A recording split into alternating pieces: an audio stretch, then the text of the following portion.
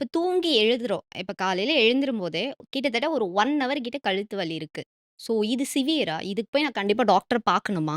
இது சிவியர் ஆக விட்டது தான் உங்களோட தப்பு. இது வலி கண்டிப்பா ஜாஸ்தியா தான் இருக்கும். ஏன் ஜாஸ்தி ஆகும் அப்டின்னா, காலையில அப்டின்றது வந்து நைட் 8 மணியிலிருந்து காலையில ஒரு 6 மணி வரைக்கும் எடுத்துக்கிட்டீங்கன்னா, ஒரு 8 டூ 9 மணி நேரம் கேப் இருக்கு. அந்த 9 மணி நேரம் நம்ம ஆகாரம் சாப்பிடுறது இல்ல. பிளஸ் அந்த 9 மணி நேரத்தில உடம்புல தண்ணியும் இருக்காது.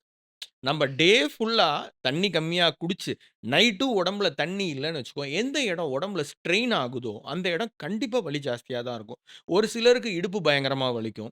ஒரு சிலருக்கு கால் இந்த இடத்துல பயங்கரமா வலிக்கும். ஒரு சிலருக்கு கழுத்து வலிக்கும். இதோட அர்த்தம் என்னன்னா, அந்த இடங்கள வந்து நீங்க வேல வாங்குறீங்க. அதுக்கு ஒரு ஹைட்ரேஷன் குடுக்குறதில்ல. அதுக்கு ஒரு ஃப்ளெக்ஸிபிலிட்டி குடுக்குறதில்ல. அதுக்கு ஒரு ஸ்ட்ரெங்தனிங் குடுக்குறதில்ல. ஸோ, இது நம்ம டேமேஜ் பண்ணி முடிச்சதுக்கு அப்புறம் தான் இந்த காலையில வலி வரும். ஓகே. இப்ப இதுக்கு நான் எந்த டாக்டர பார்க்கணும்? இதுக்கு டாக்டர்லாம் பார்க்க வேணாம். கொஞ்சம் ஹைட்ரேஷன் பண்ணி ஸ்ட்ரெச்சஸ் பண்ணீங்கனாவே செட்டில் ஆயிடும். Okay doctor.